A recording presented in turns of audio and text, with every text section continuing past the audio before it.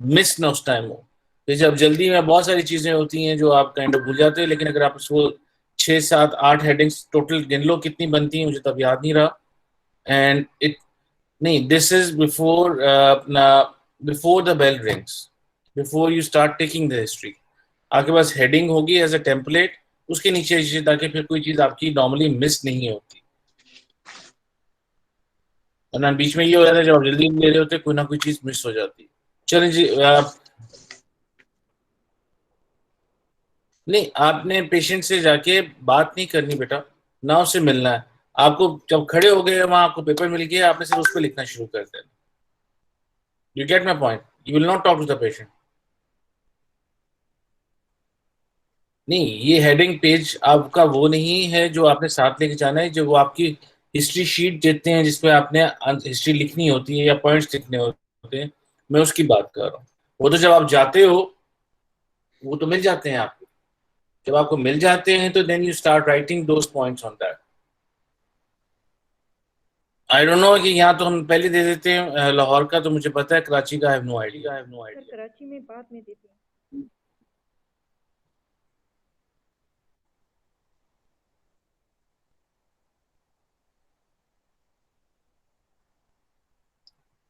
आप मतलब पेशेंट की बाद में आती है, हम नहीं, जब आपने कहा कि जी पेपर नहीं, जब once you start taking the history तो क्या वहां पे सारे अपना लेते हैं, जुबानी लेते हैं history? Do they take it? Don't you have anything to write on?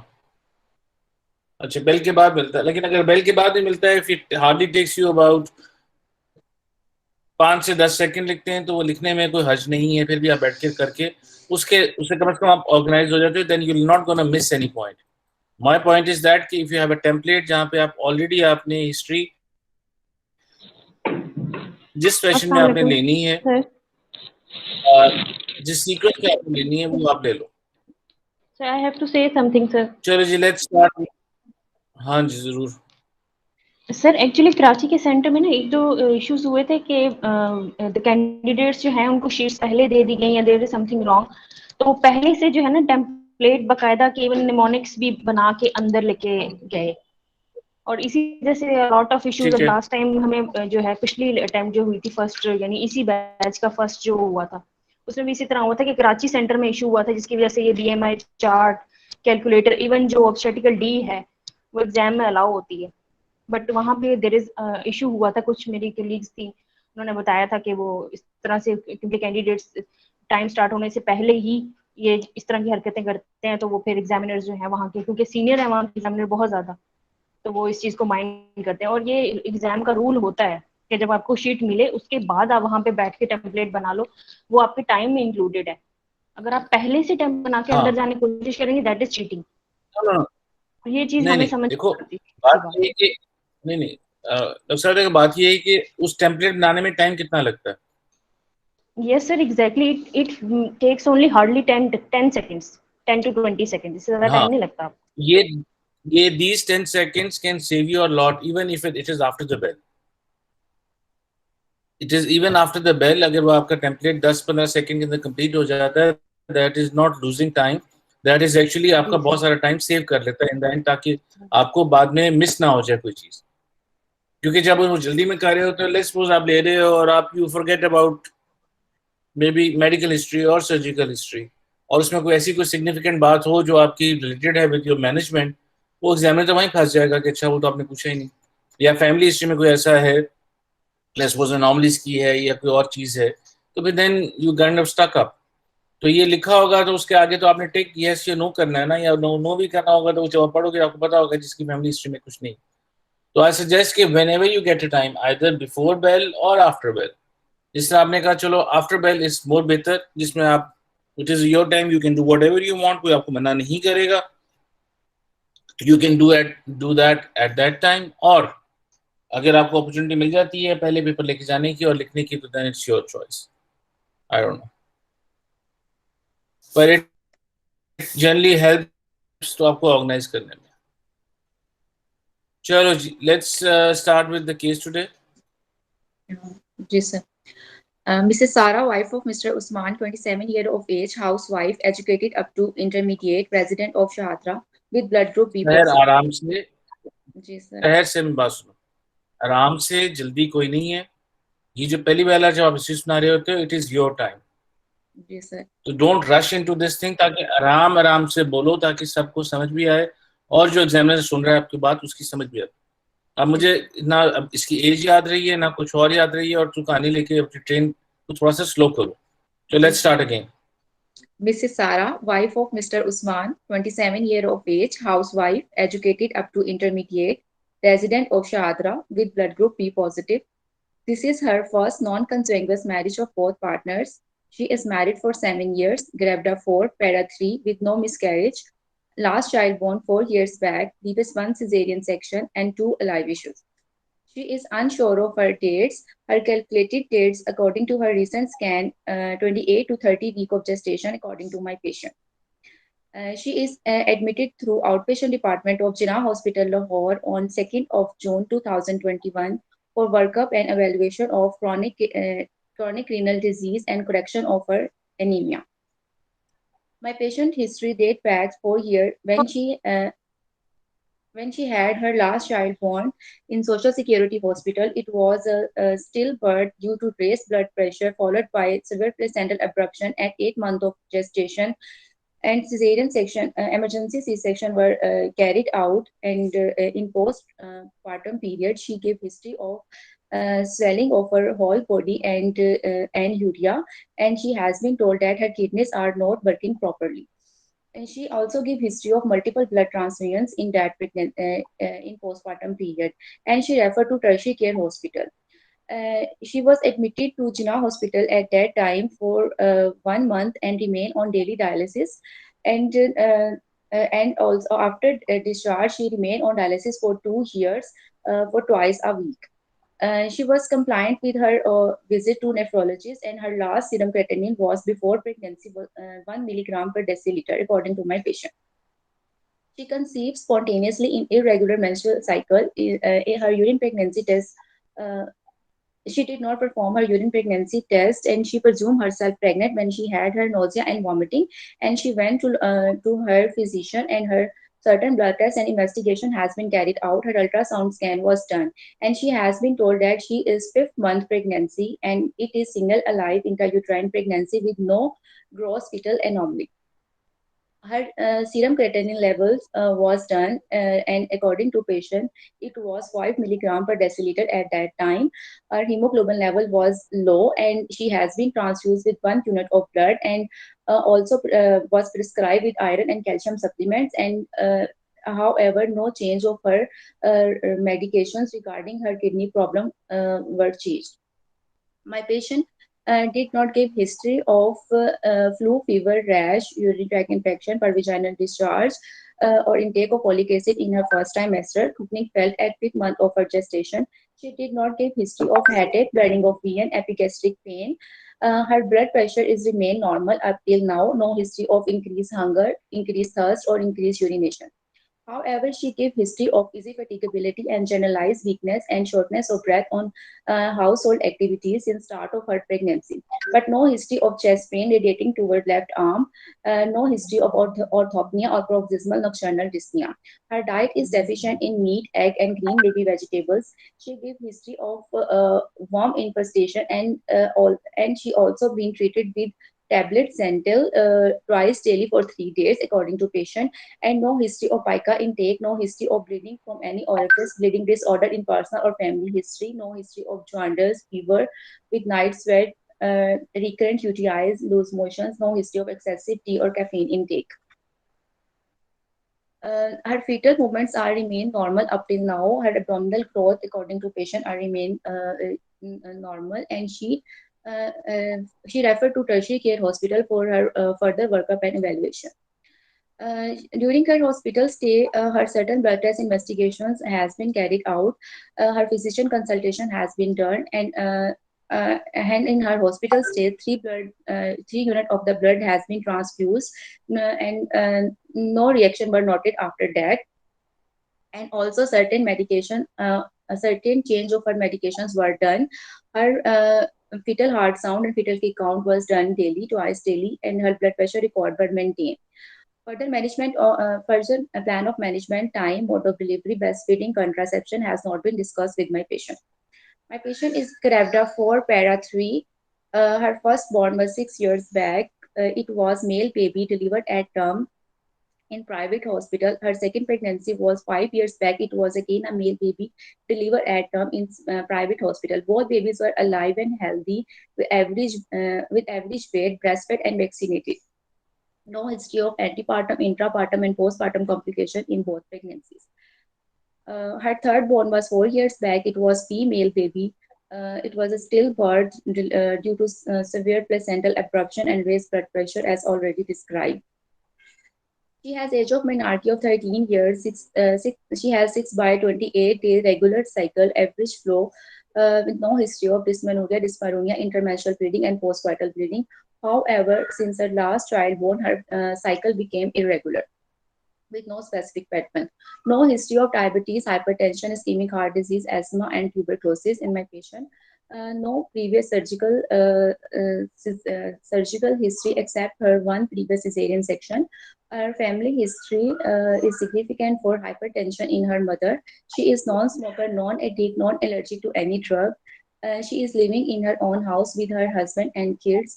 Her husband is a shopkeeper. Basic life of necessities are met with ease. A young-looking lady sitting comfortably on a couch, well-oriented on time, place, and person. Her weight is 68 kg and height is 5 feet 4 inches, making her BMI 26 kg per meter square. Her blood pressure is 130 by 80 millimeter of mercury. Her pulse is 88 per minute. Respiratory rate is 16 breaths per minute. She is afebrile. And she is pale, but no clubbing, cyanosis, koilonychia, or jaundice seen. Orogenital hygiene is satisfactory. Thyroid is not enlarged. All accessory lymph nodes are not palpable. Both breasts normal looking with normal nipple and areola complex. No mass palpable in all quadrant of breast, neither in axillary tail. Epic speed lies in fifth intercostal space. Both heart sounds were audible with no added murmur. Normal vesicular breathing with no added sound. No sacral and pedal edema. Abdomen is protuberant, moving with respiration. Normally placed inverted umbilicals. Fenestral scar was seen. No visible pulsation and stria. Abdomen is soft and non-tender. Symphysiofundal height 28 centimeter. Longitudinal like phallic presentation. Liquor is seen to be adequate. Estimated fetal weight is 1 to 1.5 kilogram, and fetal heart sounds are 162 beats per minute. Okay. Can you summarize your case? Yes, sir. 27 years, Gravida 4, Para 3, with no miscarriage. Previous one cesarean section, 2 alive issues. She is unsure of dates.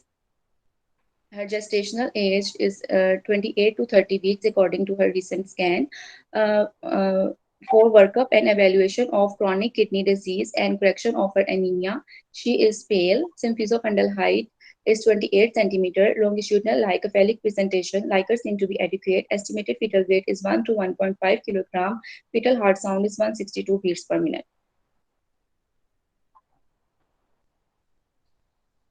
Chalo, ठीक है, good. Investigation. I need blood group with RH factor. वो तो आपने खुद ही बता दिया था, B positive है. Yes, sir. Sir, yes, my patient has already told me, but still I want to confirm it. Okay. Sir, I need complete blood count with date, pre-transfusion hemoglobin in gram per deciliter, total leukocyte count and platelet count. And also I need, sir, post-transfusion complete blood count report. When was the last transfusion? Sir, when was the last transfusion? Sir जिस दिन पे 3 days बाद में hospital के admission के जो है sir 3 blood उनको लगे थे. 3 ब्लड लगे थे. जी सर. सर इनकी प्री ट्रांसफ्यूजन हीमोग्लोबिन 6.3 थी. और पोस्ट? सर वो नहीं अभी हुई थी. And sir I need need कितनी हो जाएगी? सर अराउंड 9.3 या 1 ग्राम जो है वो 1 यूनिट्स इंक्रीज हो गए तो 9.3 ग्राम per deciliter. Sir, I need sir RBC indices and peripheral smear. I need MCV, MCH, and MCHC, and serum ferritin, blood sugar fasting or time random, complete urine examination for post cell proteins and sugars, hepatitis B surface antigen anti-HCV. Sir आहिस्ता जी blood sir. Sugar fasting के बाद क्या कहा था आपने? Sir fasting और time random जो भी अवेलेबल है. Okay Complete urine examination for pus cells, proteins, and sugar. Okay और sir hepatitis B surface antigen and anti-HCV. ठीक है Sir, renal function test for creatinine and urea, and creatinine in milligram per deciliter, sir. Okay And the serum electrolytes for sodium and potassium levels. And sir, I need her dating ultrasound for confirmation of dates, anomaly scan for any gross fetal anomaly, and recent abdominopelvic ultrasound in which I need number of fetus, lie, its presentation, fetal biometry, biparietal diameter and femur length, amniotic fluid index, placenta localization, estimated fetal weight, and also sir, I want to see status of kidney, ureter, and bladder. And sir, also, Sure. sir, I also want her Doppler, baseline Doppler ultrasound, as my patient has risk of fetal growth restriction, and so I just want to see her Doppler scan, baseline Doppler ultrasound, if it is normal. किस चीज का doctor कराओगे आप? Which doctor do you want? So umbilical artery Doppler for systolic and diastolic ratio.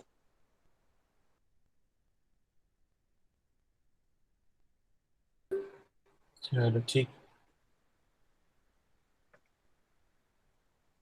So that's alright तो investigation करना चाहोगे आप? no, sir. So बस यही चाहिए.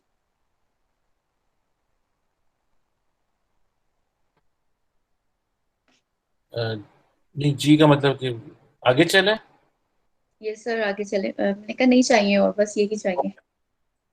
यही चाहिए ओके गुड अच्छा मुझे let's start with this what the RBCs indices morphology at this stage अब तो Sir, yes, sir. Sir, as my patient having anemia and also chronic disease, sir, I want to know her mean corpuscular volume and mean corpuscular hemoglobin and mean corpuscular hemoglobin concentration values. Sir, they can be low for in iron deficiency anemia, and sir, most probably it could be an iron deficiency anemia as her hemoglobin level is low and her stores will be depleted, and sir, or also in chronic kidney disease it could be normocytic anemia also. Normochromic and normocytic anemia. okay fine but she's just been transfused with 3 bloods recently so would that report would be all right or उसकी कोई significance है उस चीज में? Yes, sir. ये अभी भी अब क्या sir, इस स्टेज पे कराने का क्या एडवांटेज है क्या डिसएडवांटेज है? सर प्री ट्रांसफ्यूजन वाले जो लेवल्स होंगे उसमें तो बिल्कुल भी चेंज नहीं होंगे, और वैसे भी सर इसमें जो है वो फौरन से जो है वो आरबीसी इंडाइसेस जो है वो चेंज नहीं होते हैं. It takes time to become normal. Okay, fine. लेकिन मैं so my question is that कि at this time when she's recently, what effect will this report make on your diagnosis or your treatment management? Or yeah, when is the best time to send these reports? Sir, I should send them before transfusion. अब तो transfuse होगी तब क्या करेंगे? अब तो management हम उसके बाद कर रहे हैं ना। Yes, sir, but I just want to ask her previous report, and I want to review them that actually what type of the anemia she had. And okay, then you probably would like to have these reports before the transfusion, Yes, sir. अगर available है। Yes, sir. If available. अगर let's suppose available नहीं है तो would you repeat them here? Yes, sir, I can consider them. उसकी क्या significance है? उसमें क्या चीज़ आप what diagnosis would you like to make if you want to do it right now? या आपको क्या किस तरह help करेगा? ये again मेरा question. Sir, when we transfuse blood, first of all, HB will be increased and these indices will be, raised slowly, not abruptly like HP hemoglobin. So, sir, if I will repeat them now, sir, it will be helpful for me in making a diagnosis and typing her anemia. Okay. मुझे अच्छा do let me know that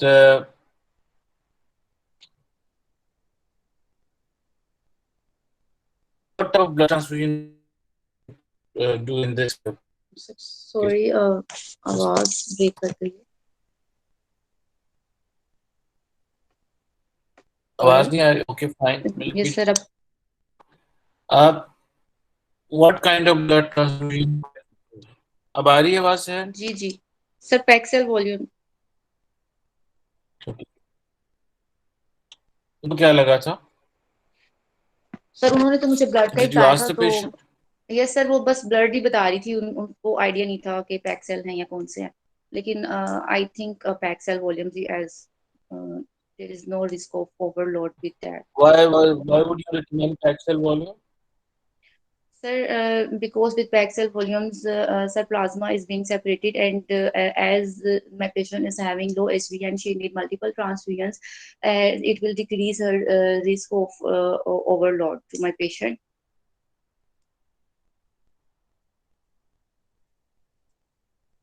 Okay. And overload से क्या हो सकता है? Sir, high output cardiac failure भी हो सकता है. All right. अच्छा, you said that you want to have blood sugar fasting and time random. ये क्या होता है? सर फास्टिंग टू बिफोर मतलब मॉर्निंग में पेशेंट के लिए डिफिकल्ट होता है अगर हम जनरल हॉस्पिटल में कर रहे होते हैं लेकिन टाइम रैंडम मींस सर अगर मुझे पेशेंट ने जब मिल लिया उसके बाद आवर 2 आवर के बाद अगर स्पेसिफिक रीडिंग होगी तो इट विल हेल्प मी कि मैं उसकी बाय एज जो है उसका उसमें कम हो जाएगा और वो मुझे हेल्प कर सकता है उसके डायग्नोसिस में अदरवाइज अगर रैंडम भी अवेलेबल है देन मैं वो भी रिव्यू कर लूँगी नहीं, why do you want to do this test? क्या आप क्या diagnose करना चाह रहे हैं? सर उसका बेसलाइन ब्लड शुगर लेवल देखना चाह रही हूँ उसका जनरल हेल्थ ऑप्टिमाइज करने के लिए as my patient is having multiple issues her chronic kidney disease and also she is anemic and sir just I want to see the her blood pressure and blood sugar levels also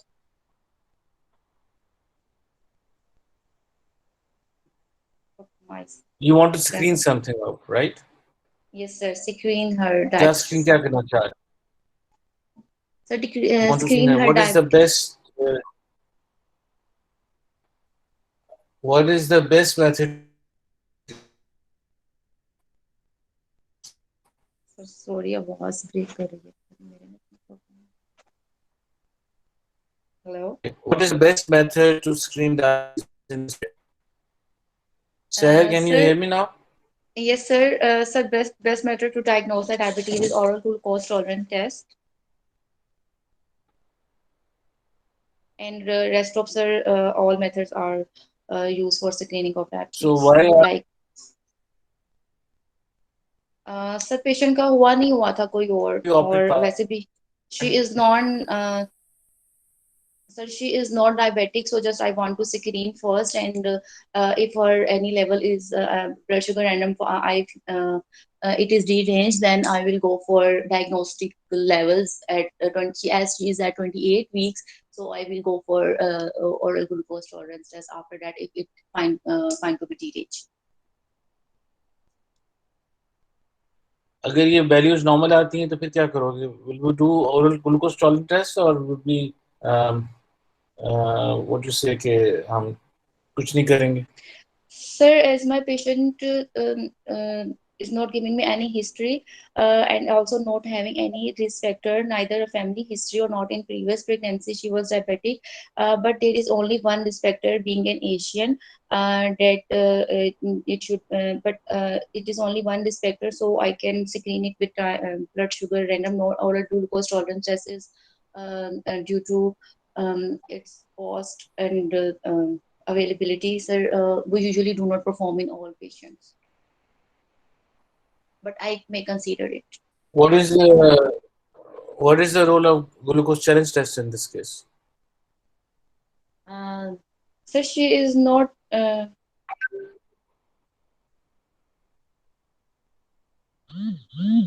Sir, I don't need glucose tolerance test in my patient.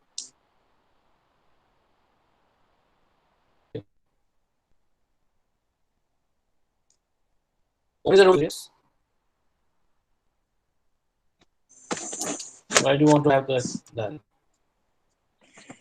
Sir, I'm not doing it. I'm just doing. I'm just screening for blood sugar levels. I'm not doing oral glucose tolerance test. If random is normal, sir, then I'm not uh, going for it.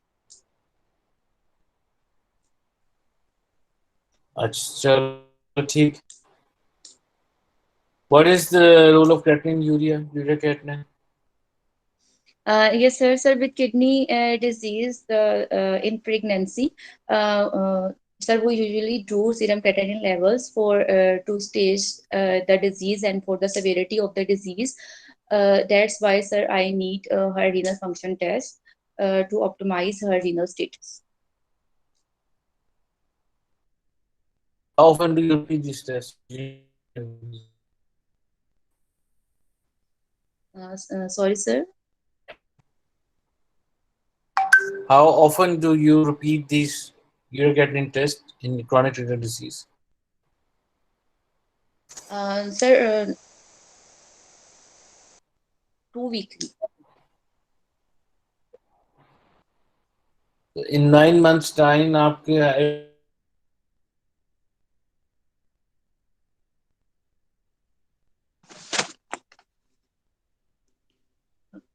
Sir मैं rejoin कर लेती हूँ, पता नहीं मेरे side पे issue आ रहा है, मुझे समझ नहीं आ रहा, मुझे ना आवाज नहीं ठीक आ रही. सबकी साइड पे आ रहा है. सर की साइड पे आ रहा है. अच्छा.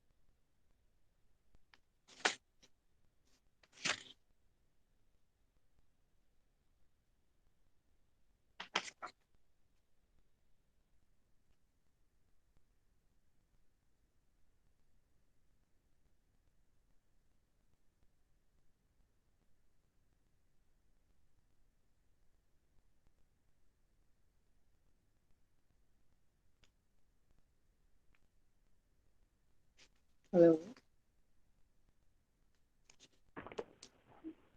दोबारा रीज्वाइन करेंगे. Sir is not in meeting. Okay okay.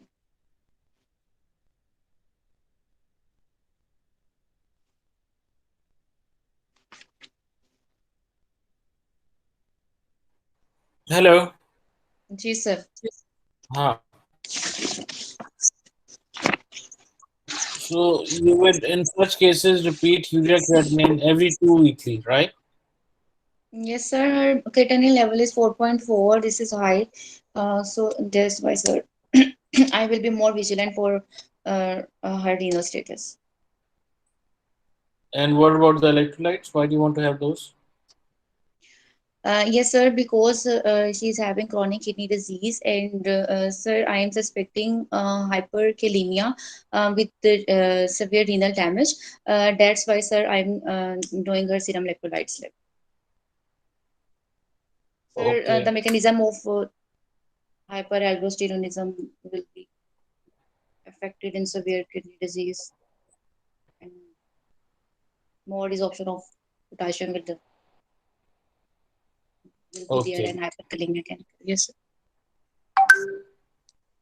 Acha, now let's move on to the management part. How will you manage this case? So first of all, I will complete my workup. I need her a recent scan for abdominal pelvic ultrasound.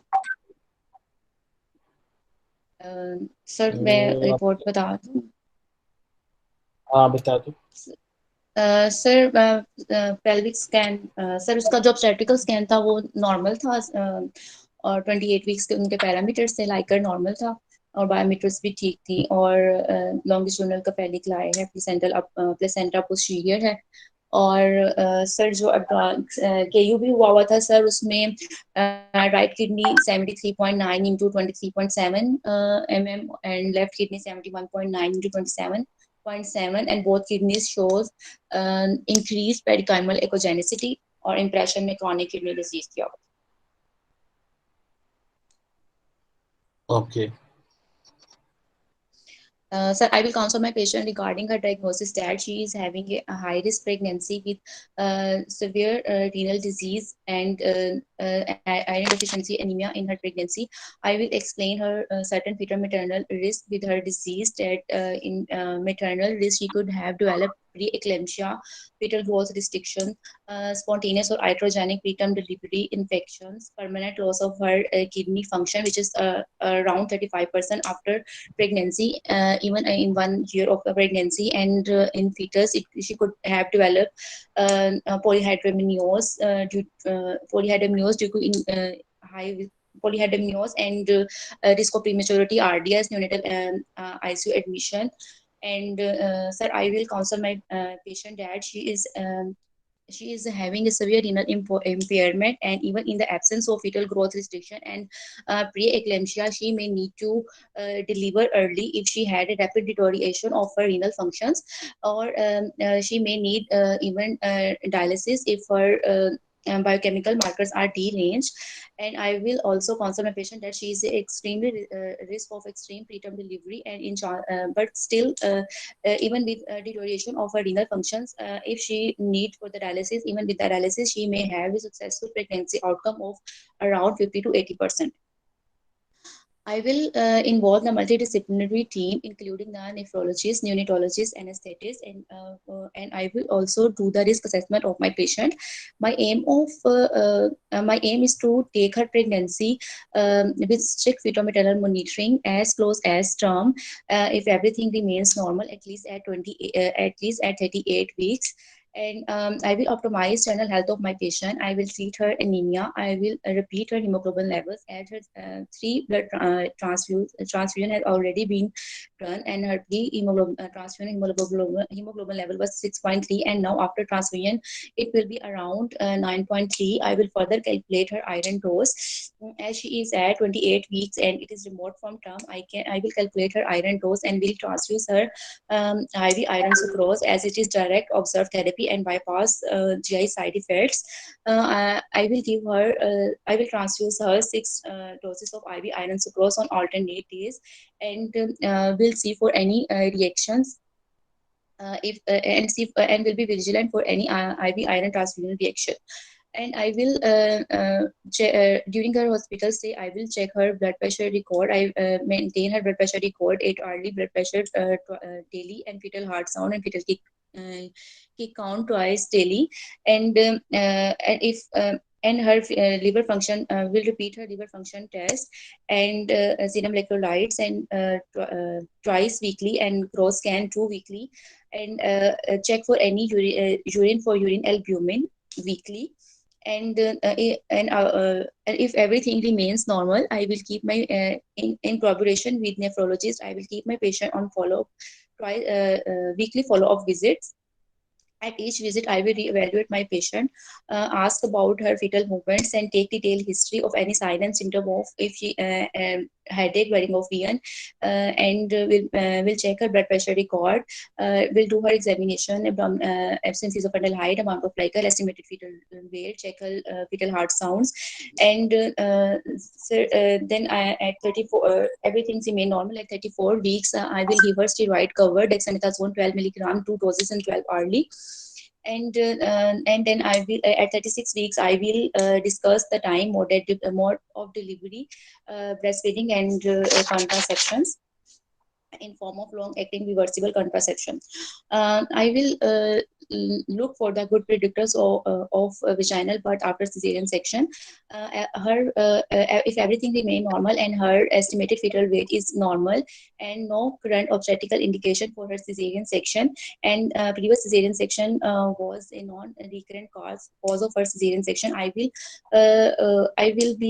look for good predictors of vaginal birth after cesarean section, and my patient will go into the spontaneous labor. I will do one-to-one monitoring, maintain partogram, input-output record,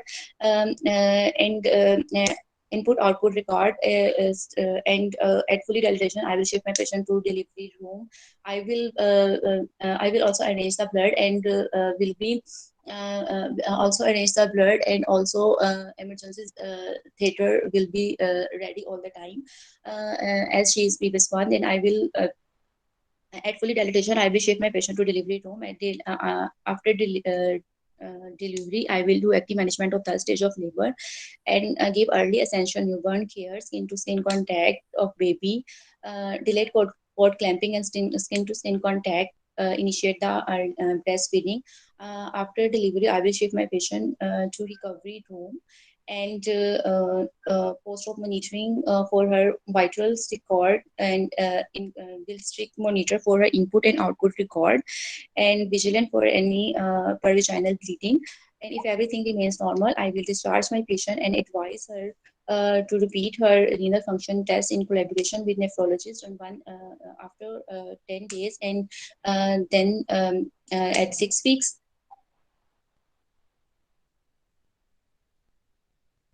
Yes, sir.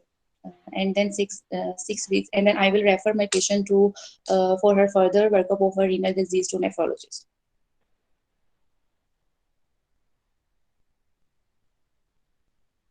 बस जी sir.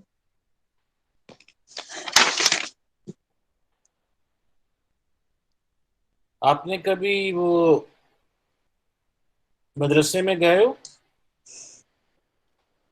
Yes sir, देखा होगा. देखा हो? जी sir. उसने देखा कि वो बच्चे कुरान शरीफ कैसे पढ़ रहे होते हैं? जी सर. ये मिसाल मैंने आपको क्यों दी है? Non stop. सर ऐसे कहते हैं ना, अगर एग्जामिनर आपको नहीं रोकता तो आप अपनी मैनेजमेंट पूरी करते हैं. मैंने इसलिए जल्दी से कर दिया. आपको पता है बच्चे को बहुत दफा ये अपना नेट भी बंद हो गया था, फिर जब मैं दोबारा ऑन किया तभी आप लगे हुए थे इसी तरह. नहीं देखो, बात आपकी वो ठीक है, लेकिन you need to kind of make sure कि जी कि ये बोलने का तरीका और आर्ट और किस टाइम कितना बोलना है वो भी आपको आना चाहिए. जी सर. ये जो आपने ट्रेन बता दी एकदम से, मुझे तो समझ भी नहीं आई कि नॉर्मल डिलीवरी हुई है कि सेक्शन हुआ है, क्योंकि बीच में सेक्शन की बात कर रहे थे बीच में, फिर उसके बाद आपने वीबैक की बात करनी शुरू कर दी, उसके बाद आपने स्किन टू स्किन बेबी को भी करवा दिया, और उसके बाद दैट्स अबाउट इट. देखो इस पेशेंट के रिस्क फैक्टर्स क्या क्या हैं? सर पेशेंट सर एक तो क्रॉनिक किडनी डिजीज है, प्रीवियस वन सिजेरियन सेक्शन है. 2 अनीमिया इन प्रेगनेंसी. शाबाश. सर प्रीवियस स्टिल बर्थ है. Very good. due to placental abruption और are unsure of dates. She is unsure of dates. एक रह गया Yes, वैसे। sir. Okay. Previous dialysis पे हो रही है नो वो तो भी ट्रेस हो गया ना, मैं भी प्रेगनेंसी की बात कर रहा हूँ। अभी अभी what about her blood pressure? तो ब्लड प्रेशर नॉर्मल था का लेकिन हमने रिकॉर्डिंग ब्लड प्रेशर रिकॉर्ड उसका किया है हॉस्पिटल में भी और अभी मैंने उसमें मैनेजमेंट में भी, इसलिए क्योंकि पेशेंट जो है वो क्रोनिक किडनी डिजीज है और उसको ब्लड प्री एक्लेम्पसिया का रिस्क है। That means you need to consider this as a hypertension को, preeclampsia को, you keep that in mind. Yes sir मैंने यस सर ठीक। नंबर 2, सर जब मैं आपकी इन्वेस्टिगेशन से स्टार्ट करूं, देखो ये तो दुनिया में हर जगह जो गाइडेंस मैंने पढ़ी है उसमें अगर आपने स्क्रीनिंग करनी है, स्पेशली पाकिस्तान में रहती है पाकिस्तानी पेशेंट के साथ, अगर तो उसका कोई रिस्क फैक्टर होगा साथ, फिर स्क्रीनिंग के लिए रिकमेंडेड इज जीटीटी। अगर कोई रिस्क फैक्टर नहीं है, बीएमआई नॉर्मल है, तो minimum you gonna do is GCT. I don't think so fasting और ये टाइम रैंडम का कितना रोल है कि नहीं है, लेकिन उसको डिफेंड करना मुश्किल हो जाता है, specially those patient who is admitted with you in the ward. जी सर तो इसमें सिर्फ ये टाइम रैंडम और जो फास्टिंग से बेहतर जो आपकी स्क्रीनिंग मेथड्स हैं would be kind of either GCT और GTT. It won't be these two. उस पर आप जाके जितना टेस्ट करा रहे हो वो करा के करोगे। इसमें जो चीज़ आपने मिस की इसमें ये यूरिया क्रेटिनिन इलेक्ट्रोलाइट्स के साथ साथ मेरा ख्याल था कि for hypertension point of view इसमें यूरिक एसिड भी आपका साथ होना चाहिए, क्योंकि ये हाई रिस्क पेशेंट है जिसमें possibility of running into pre eclampsia and eclampsia आगे जाके चला जाता है। यस सर तीसरा, हाँ जी, सर पीएच प्रोफाइल अगर बीपी नॉर्मल है फिर सारी करवा लें? नहीं देखो, this is not a simple patient, this is a patient Yes, of CKD. CKD की कितनी परसेंटेज चांसेस होती हैं कि उनको ब्लड प्रेशर के इश्यूज हो जाएंगे ड्यूरिंग प्रेगनेंसी और आफ्टर प्रेगनेंसी? सर परसेंटेज तो नहीं लिखी होती लेकिन काफी ज्यादा होते हैं ये हाँ, इट इज क्वाइट हाई। तो जब वो क्वाइट हाई है तो एक बेसलाइन अगर पहले नहीं हुआ हुआ तो then you will do that. अगर दोबारा जरूरत पड़ेगी तो जब ब्लड प्रेशर ज्यादा होगा तब आप करा लो। जी सर और उसमें I am just adding uric acid, nothing more. बाकी सारी चीजें तो आपने यूरिन वैसे ही आपने करा लिया for proteins and everything, yes sir protein जी तो उसमें सिर्फ ये यूरिक एसिड ही ऐड हो जाएगा। तीसरा, जो इसका क्रेटिनिन आपका 4 आ रहा था, उसके लिए आपने कहा कि जी specifically you need to kind of consult with nephrologist to decide कि हमने इसको आगे कैसे लेके जाना है और कितनी देर बाद आना। यस, अगर इतना हाई होता है, what is the significance of urea and creatinine? What do they determine? Sir severity of disease हम प्रेगनेंसी में क्रेटिनिन लेवल से हम डिजीज को ग्रेड करते हैं और विदाउट प्रेगनेंसी जीएफआर से करते हैं। Okay good. और इसका दूसरा हमारा जो पैरामीटर है ये हमें आल्सो गाइड करते हैं कि when it is the time for dialysis in such cases. Yes sir लेकिन डायलिसिस की तो और भी इंडिकेशंस साथ में हो जाती हैं। बिल्कुल, और है विद क्रेटिनिन हाई, उसको फॉलो करते हुए इलेक्ट्रोलाइट आपको ये बता देता है कि electrolytes can also guide you कि हमने कब इसका अगर जरूरत पड़ती है कि आपने डायलिसिस की ड्रेसिन भी इसको मद्देनजर रखते हुए करते हुए देखते हुए करते हुए, तो इसकी सिग्निफिकेंस तो ये आ जाती है। तीसरा, अगर हम आगे लेके जाते हैं, लेट्स सपोज नंबर 1, एक तो आपने कंफर्मेशन इसकी नहीं की 28 वीक्स पे, आपने कहा कि जी क्योंकि अल्ट्रासाउंड 28 वीक्स का है तो we take her as a 28 weeker and then we move on. पहले तो इसमें सारे कहने के अंदर आप कंफर्म करोगे कि अपनी श्योरिटी ऑफ डेट्स आपने कहा कि जी चलो पिछला स्कैन हमें नहीं मिला, इस स्कैन पे ये है, फंडलाइट पेशेंट की ये है, IUGR नहीं हो रहा, लाइकर इसका नॉर्मल है, तो let's take this patient as 28 weeker. और अगर आप 28 वीकर रहते हो तो इसकी expected date of delivery according to that कब बन जाती है वो आपको कैलकुलेट करनी चाहिए, क्योंकि उसी से यू विल डिटरमिन कि हमने आगे कैसे लेके जाना है, राइट? इसके बाद पहला इसका जो आपका है पेशेंट के जी के as the patient is admitted, तो हम इसको will keep her admitted. Why we gonna keep the admitted? क्योंकि इसको हमने फॉलो अप करना है of her what you call this urea creatinine के साथ साथ और वो करें। उन्होंने ऑलरेडी आपका जो HV है उसको they have taken care of that, और अब आगे उसको आपने आयरन लगाना है, क्या करना है वो डिटरमिन करेगा इसके फर्दर रिपोर्ट्स के ऊपर कि दोबारा, क्योंकि CKD में होता है कि what happens to blood in CKD। Sir erythropoietin deficiency हो जाती सर एरिथ्रोपोइटिन डेफिशिएंसी भी हो जाती है और RBC जो है वो कम प्रोड्यूस होते हैं और हीमोग्लोबिन लेवल कम हो जाता है क्रॉनिक किडनी डिजीज के अंदर। आप लगा सकते हैं ड्यूरिंग प्रेगनेंसी? सर लगा सकते हैं लेकिन हमारे पास अवेलेबल नहीं होता, no clear cut recommendation for that, but it is not contraindicated to give it is not contraind, तो उसका रोल भी हमें we need to bring that in consultant with nephrologist, कि अगर अवेलेबल है, पेशेंट अफोर्डिंग है, तो क्या हम उसको लगा के इसको वो लगाएंगे तो एटलीस्ट HV इसकी फॉरन फॉल नहीं करेगी। अगर उसकी पॉसिबिलिटी नहीं आती फिर आपका आयरन आ जाता है, राइट? फिर Yes, आपका sir. आयरन आ जाता है, और आयरन के बाद उसको फॉलो अप कितनी देर में करना है, वो करने के बाद देखने के बाद वो आगे हम लेट्स मूव ऑन कि क्या करेंगे। ऑब्जेक्टिव इसमें यही है हमारा कि at the time of the delivery जो HV जो लेवल जो होगा हमारा 10.5 के राउंड अबाउट होना चाहिए, और ऑफ कोर्स जब ऐसे पेशेंट्स होते हैं तो उनमें वो करेंगे। दूसरा इसमें एक सिग्निफिकेंस पार्ट है जो आप फिर भूल गए हो, वो है इसकी previous history of hypertension and abruption. Yes, sir. So that is also very important क्योंकि इसकी abruption हुई थी और इसका emergency section हुआ था, वो मेरे ख्याल है कितने 7 months पे हुआ था, 8 months पे हुआ था? 8 months पे सर। 8 months में। तो ड्यूरिंग दैट टाइम उसकी रिकरेंस वो करने के लिए then we have to be extra careful और कब तक उसको क्या रखना है। तीसरा 30% treatments. तीसरा जो इसमें ज्यादा इंपॉर्टेंट आगे आ जाती है बात कि अब इसको एडमिट करके you will have to make a chart कि जी इसकी एडमिशन के बाद हमने इसकी डेली, वीकली, बाय वीकली कौन कौन सी इन्वेस्टिगेशंस क्या करनी है। कुछ इसमें इन्वेस्टिगेशंस होंगी मदर के लिए, कुछ इसकी होंगी फीटस के लिए, और कुछ प्लेसेंटा को देखने के लिए। And according to those parameters फिर हम इसको आहिस्ता आहिस्ता लेके चले जाएंगे। एंड अगर सारे पैरामीटर्स ठीक रहते हैं, क्रिएटिनिन इसका ठीक रहता है, फिर ऑफ कोर्स हम इसको असेस किस टाइम करेंगे डिलीवरी के लिए। Let's suppose everything goes normal, सब स्टेरॉइड कवर 38 वीक्स पे डिलीवर कर देंगे। ओके लेट्स सपोज कि अगर नहीं जा रही, लेट्स सपोज क्रिएटिनिन इसका रेज करना शुरू हो जाता, then what? Sir, I will reevaluate my patient and I will take help from nephrologist.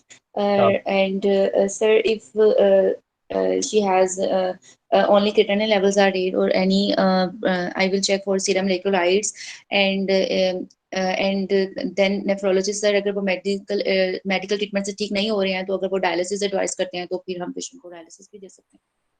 And even if that patient is not improving through that, फिर क्या करेंगे?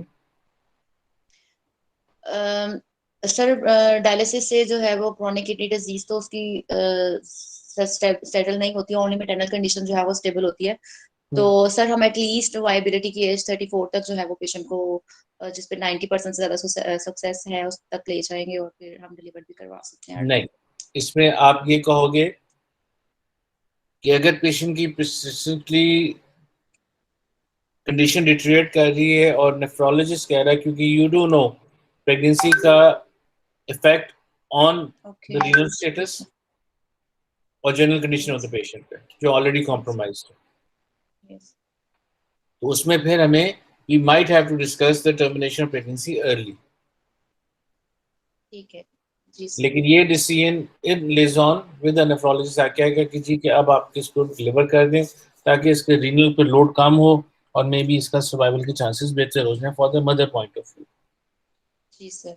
वो जिस टाइम पे भी आएगा, चाहे वो 28 वीकर पे आता है, 30 पे आता है, फिर 34 पे आता है, वो करें। अगर हम वही जब वायबिलिटी के पास है then according to will do that, अगर नहीं है तो फिर हम उसे करें। लेट्स सपोज यही आ जाता है 34 वीक्स पे आ जाता है और वो क्रिएटिनिन इसका बढ़ रहा है, तो what will we do?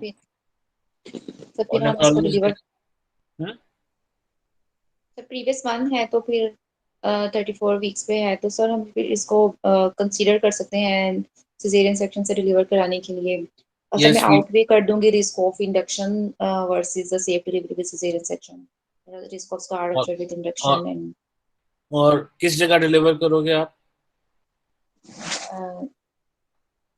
Sir जहाँ पे फैसिलिटीज अवेलेबल हैं विच सारी, फैसिलिटीज?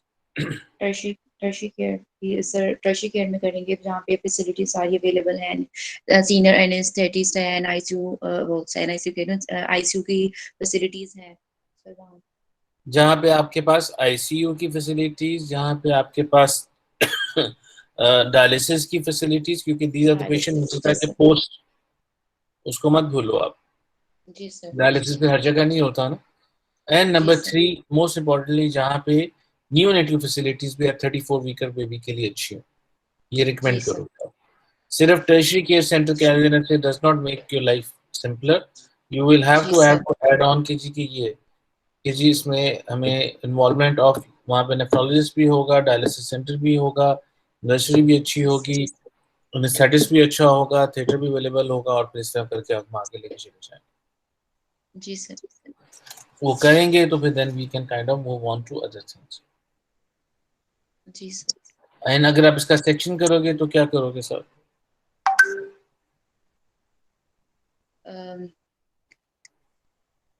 सर क्या करेंगे मतलब सेक्शन के दौरान?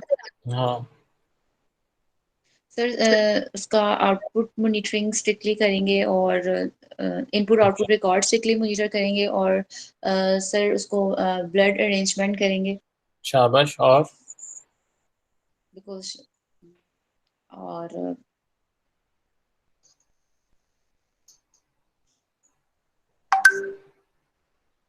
कॉन्ट्रासेप्शन के लिए कुछ नहीं करोगे? सर वो मैंने दे दी थी कॉन्ट्रासेप्शन, बीटीएल कर देंगे अब। यस सर, अब मैंने वो डिलीवरी में उसको लॉन्ग एक्टिंग पे डाल दिया था, सॉरी। अब सिजेरियन के दौरान मैं उससे पहले कंसेंट ले लूंगी फॉर बीटीएल। यस, जी we sir, will talk about the permanent अपना लाइगेशन, और जी सर, अगर वो इजाजत देगी तो वो करेंगे, अगर वो इजाजत नहीं देगी तो फिर कम से कम आप पीपीआई यूसीडी के बाद भी जरूर करोगे उसे, जी सर, क्योंकि ये वो पेशेंट है जिसको पता ही नहीं चला पहले 5 मंथ्स कि वो प्रेग्नेंट थी। जी सर। ठीक। उसको वैसे आपका क्या ख्याल है कि इसको किडनी डिजीज हुई क्यों है?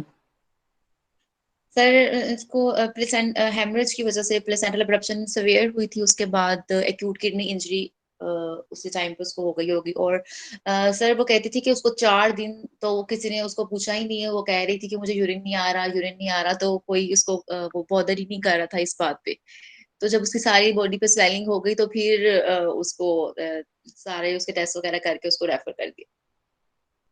सो दैट मींस कि she went into hypotension, yes sir, hypovolaemia, and उसकी वजह से उसका किडनी एक्यूट इफेक्ट किडनी हुआ इंजरी, बायलेटरल जी sir, unfortunately, and that is always happen. And that is why it is important कि ऐसा पेशेंट जब आप पोस्ट ऑपरेटिवली करोगे सेक्शन के बाद भी आपने उसका renal output, input output, strict किस्म की monitoring, and then according to that we can see. और ये जी वो सर, हैं जिनमें वो यूरोमीटर वगैरह भी लगाते हैं जस्ट टू मेक श्योर कि आवरली वो मॉनिटर हो जाए कि क्या कर। जी सर। ठीक। अच्छा, overall your history was good, so I 2-3 चीजें थी जो आपने उसको मिस किया है। जहाँ यहाँ आपने बोला है तो मैंने उसको अपना रजिस्टर नहीं किया। नंबर 1, कि लास्ट उसका डायलिसिस कब हुआ, उसके बाद क्या वो किसी मेडिकल ट्रीटमेंट में थी कि नहीं थी, क्या उसका लास्ट फॉलोअप क्या हुआ, और लास्ट उसका यूरिया ट्रीटमेंट सर ये सर मैंने या बताया था कि 2 years बैक उसका लास्ट डायलिसिस हुआ था और प्रेगनेंसी से पहले उसका क्रिएटिनिन 1 था और वो अपना नहीं कंप्लायंट थी। जी नहीं सर, नहीं शायद उन 2 सालों में क्या वो चेक कराती रही रेगुलरली? नहीं यस सर, और कराती रही। मेडिकेशंस भी ले रही थी। जी जी, हाँ, मुझे वो बताना क्या कौन जी सी सर, मेडिकेशन ले रही थी वो इम्पोर्टेंट नहीं है। यस सर, और चेंज नहीं हुई थी उसकी मेडिकेशन, बस ये मुझे उसने बताया था, नाम उसको नहीं पता था। मेडिकेशन किडनी के लिए थी, ब्लड प्रेशर के लिए थी, किसी और चीज के लिए थी, क्या थी? वो तो एक्सप्लोर करना थोड़ा सा यहाँ पे इम्पोर्टेंट है। और जी क्या सर, जब वो प्रेगनेंसी उसे पता चल गया तो क्या वो कंटिन्यू करती रहेगी, कि जब वो आई बाद में तो उसको बंद करा दी गई? सर हॉस्पिटल में बंद की थी, पहले वो लेती रही है, हॉस्पिटल लेती में रही। सारी मेडिसिन चेंज कर दी थी। जी सर, उसको व्हाट एक डज ही नाम दैट? याद था, सोडा मिंट ले रही हूँ मैं। अच्छा चलो, सोडा मिंट तो अपनी जगह एक अलग आ गया ना, लेकिन उसके अलावा और कौन सी ऐसी मेडिकेशन है और वो जो ऐसी मेडिकेशन जो बंद करा दी गई फिर 28 वीक्स में, दैट मीन्स कि वो प्रेगनेंसी में कॉन्ट्रा इंडिकेटेड थी। Contraindicated, yes sir. वो फिर कौन सी मेडिकेशन है और उसका इम्पैक्ट क्या बेबी पे आ सकता है, तो उसकी स्क्रीनिंग की बड़ी जरूरत है। स्पेशली वो जो आपके ब्लड प्रेशर के लिए कौन से होते हैं, एस इनहिबिटर्स। S inhibitors. लेकिन उसका इम्पैक्ट ऑन द प्रेगनेंसी जो होना होगा वो तो 28 वीक्स तक बच्चे तो तक हो हो गया। चुका हो, यस सर। उसकी स्क्रीनिंग करनी भी जरूरी थी। तीसरा उसमें एक चीज मैंने और लिखी थी जो भूल गई है। सर एलएफटी आरएफटी इसके आप रिपीट कितने रिपीट करवाएंगे? बेटा उनके डिपेंड करता है कि उसकी वैल्यूज पे, कि उनका ट्रेंड पे और उनकी वैल्यू पे। अगर तो वो क्रेटिनिन इतना हाई 4 के लेवल पे है, फिर तो मेरा ख्याल है कि अगर हमें उसे वीकली भी करना पड़े या हर 4 डेज के बाद भी करना पड़े तो कोई हर्ज नहीं है। अगर वो स्टेबल जी उतना सर। ही रह रहा है तो फिर आप उसकी ड्यूरेशन बढ़ती रहती है, ये कोई हार्ड एंड फास्ट रूल नहीं है। अगर उसका क्रेटिनिन नॉर्मल रह रहा है तो फिर doesn't have to repeat it every day या एवरी 2 वीक्स के हिसाब से। सर जो इसको एनीमिया इतना स्फेयर है 5.3, तो इसमें किडनी की हाइपोपरफ्यूजन भी हो सकती है, उसकी वजह से भी तो इसका लेवल ज्यादा हो सकता है। क्या हम ये चीज कंसीडर कर सकते हैं कि बाद में ये नॉर्मल हो, थोड़ा कम हो सकता है? वो फिर आप फिर कहते हैं कि जी कि अगर आपका ख्याल है कि ये हाइपोप्रोफीन की वजह से क्रेटिनिन लेवल उसका बढ़ गया है, तो फिर ये जब हमने इसकी एचबी ठीक कर दी या उसका अपना फ्लूइड्स वगैरह लगा के उसको नॉर्मल कर दिया तो फिर करें। लेकिन अगर ये चीज़ हो तो फिर यूरिन के अंदर कीटोन्स भी आने चाहिए मेरा ख्याल जी सर। है। अगर वो हाइपोप्रोफीन के साथ हो तो फिर मैंने उसके बाद वो करें। जी सर। और आगे आगे जाके मैनेजमेंट के हिसाब से कि जी के 9 पॉइंट पे हमने आयरन देना है नहीं देना, वो it all comes down to another issues. Sir SOGP की जो न्यू वाली गाइडलाइंस है उसमें तो यही लिखा हुआ है कि सेकेंड और थर्ड ट्राइमेस्टर में आप आयरन कंसीडर करें, ड्यू टू जो पाकिस्तान की हाई रिस्क प्रेगनेंसी में जो एनीमिया इतना ज्यादा है, तो उसे फर्स्ट प्रेगनेंसी को ओरल से ट्रीट करें और सेकेंड और थर्ड में जो है वो आयरन ही करें, ताकि आपके जो स्टोर्स हैं वो अर्ली रिस्टोर हो जाएं। और देखो फर्स्ट नहीं, प्रेगनेंसी में इतना, नहीं फर्स्ट ट्राइमेस्टर में टाइम होता है लेकिन सेकेंड और थर्ड में स्टोर्स के लिए सही मुझे, रहते हैं। देखो मेरी बात सुनो। मुझे ये अबू उस दिन बता रहे थे कि कोई तुम्हारी इसी कोर्स की कोई कैंडिडेट थी, उसने जाके उसकी हीमोग्लोबिन को इस पता नहीं मेरा ख्याल है 787 थी, तो उसको 11 तक नहीं लेके गई। एचपी उसकी उसने कुछ 2-4 ट्रांसफ्यूज किए और अगला नहीं लगवाया। उसने कहा जी मुझे मेरी मैडम ने फेल कर दिया कि जी आपने तो उसकी ब्लड ट्रांसफ्यूजन इतनी नहीं की कि at the time of the delivery. उसमें क्या हुआ? मेरा इसमें पॉइंट ऑफ व्यू में भी थोड़ा सा डिफरेंट है या नहीं है। बात यह है कि आपने अपने सोशल सर्कमस्टांसिस के हिसाब से बताना है कि उसको जस्टिफाई करना। जस्टिफिकेशन ये है कि जी अगर तो आप उसकी हीमोग्लोबिन 11 तक लेके जा रहे हो, उसकी रीज़न भी होनी चाहिए। अगर अभी वो डिलीवरी से पहले नहीं है और आपने एचबी उसकी 8-9 के करने के बाद आपने ब्लड ट्रांसफ्यूजन नहीं किया या आयरन लगा दिया, तो उसकी जस्टिफिकेशन आपकी होनी चाहिए कि क्या करें। ब्लड मेरे पॉइंट ऑफ व्यू से उसको करने के लिए, जस्टिफाई करने के लिए 2-3 चीज़ें बड़ी सिंपलर होती हैं। एक तो जहाँ पे आपने रैपिडली एकदम ब्लड की एचपी बढ़ाना चाहते हो कि जी पेशेंट लेबर में आ गई है या उसको डिलीवरी होने वाली है या उसकी एनीमिया की वजह से कोई सिम्टम्स आ रहे हैं उसके, फिर तो जी blood is definitely the option. अगर पेशेंट एसिम्टोमेटिक है, जैसे क्रॉनिक केबल एनीमिया में आ जाते हैं और उसकी एज भी आपकी 7 है और टर्म से पहले नहीं है, तो फिर आपने वे आउट करना है कि जी उसको कौन सी ट्रीटमेंट किस टाइम देनी चाहिए। आई डोंट थिंक सो कि हमने अपने क्लिनिकल प्रैक्टिसेस के अंदर 7 से हमेशा कोई 8, 9, 10, 11 4 ब्लड लगाए हों उसको करने के लिए। यस, आप 2-1 लगाते हो, पेशेंट एसिम्टोमेटिक हो जाती है, कंफर्टेबल है, डिलीवरी में टाइम रहता है, पेशेंट कंप्लाइंट अगर है तो फिर of course you can do that. एक ऐसा पेशेंट है जो आया है और दूर से उसने वापस किसी गांव में वापस चले जाना है, डिलीवरी के लिए कुछ और करने चले जाना है, तो फिर आप जाहिर है उसकी फिर एचपी 11 करके ही भिजवाओगे। एक जो है यहाँ शहर से आ रहा है, फॉलो कर रहा है, सब कुछ कर रहा है, उसकी थोड़ी सी मैनेजमेंट डिफरेंट होगी। सो इन द एंड आप उसे लगाना है या नहीं लगाना, सिर्फ वो लगा के आप चुप नहीं कर दोगे। अगर आप लगाओगे तो उसकी जस्टिफिकेशन लगाओगे कि जी पेशेंट जो है ये फलां गांव से आई है, इतनी दूर से आई है, बार बार आ नहीं सकती, दोबारा नॉन कंप्लायंस है, तो ये है, तो मैं तो इसको पूरा इतना करने के बाद फिर I will send her home. दूसरा, ये पेशेंट बड़ी कंप्लाइंट है, उसे जब बुलाया वो आ जाती है, यहाँ हमारे पास एडमिटेड है, तो फिर हम करेंगे।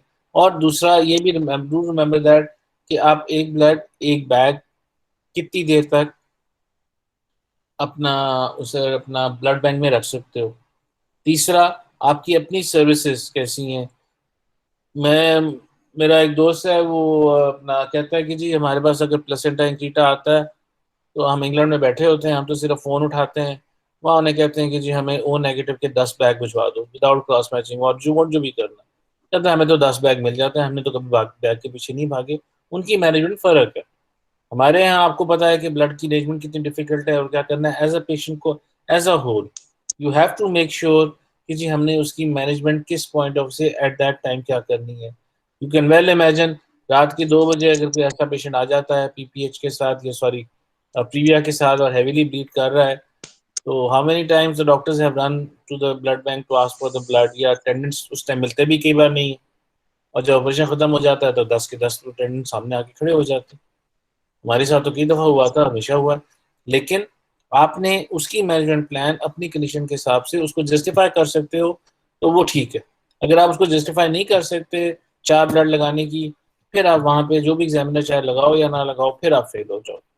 तो in the end it is your, आपकी सोच पेशेंट के पॉइंट ऑफ व्यू से कि कैसी होनी चाहिए, कि उसको किस तरह हमने सेफ्टी मार्जिन के अंदर रखते हुए, और आपका अपना एक्सपीरियंस कैसा है और अपना अपना तजर्बा कैसा है, उसके हिसाब से भी मैनेजमेंट प्लान आपका थोड़ा सा चेंज होगा।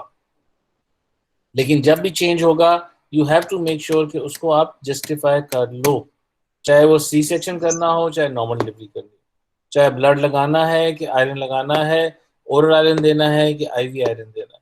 इन सब की रीजनिंग हर जगह लिखी है, वो आपने पेशेंट टू पेशेंट वेरी करके करोगे। ये क्रॉस द बोर्ड एक करके आप अगर गाइडलाइन बताना शुरू कर देते हो ना, फिर थोड़ा सा आप फंस जाते हो। मेरा तो इसमें ये अंदाजा है, और वो हर पेशेंट को we can see and assess in. चलो, I think we are already over shooting the time. Yes. बाकी सैरिश ने वैसे बुरी नहीं थी, सवाए Yes. मैनेजमेंट जो मुझे समझ में नहीं आया, जो तुमने गाड़ी लगाई है ना ट्रेन, सर मुझे उसको लगा आपने जब दोबारा ज्वाइन किया तो हम वहीं से दोबारा शुरू हो गए हैं इसलिए मैंने शायद जल्दी से बोल दी। तूने कहा मेरी जान छूट जाए, मैं सारा कुछ बोल के आगे। मैं कहा एग्जामिनर मुझे नहीं रोक रहा है तो बस मैं इसको घर भेज दूं। तो टाइम गुजर जाए, जमीन फट जाए, आसमान फट जाए, मैं गायब हो जाए।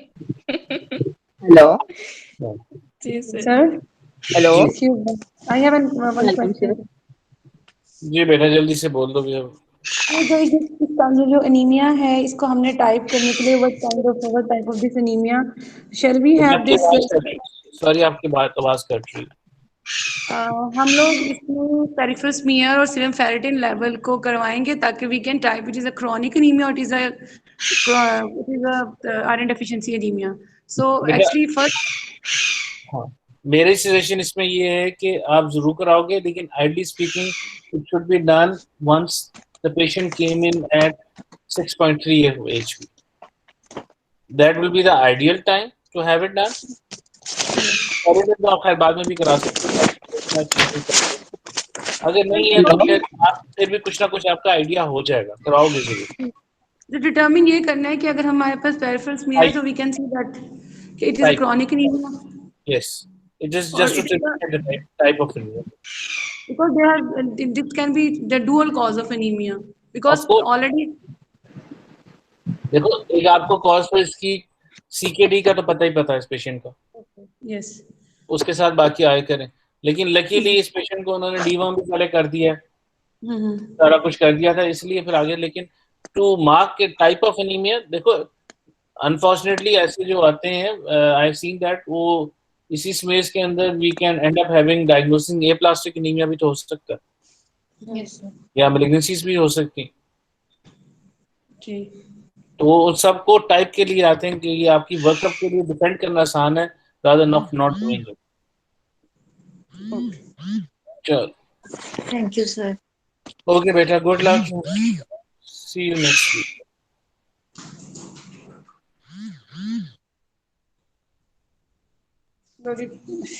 डॉक्टर नीला कोई अगर मुझसे ना पूछ रहा हो तो मेरा दिमाग बड़ा चलता है, अगर मैं खुद ना वाइवा ले रही हूँ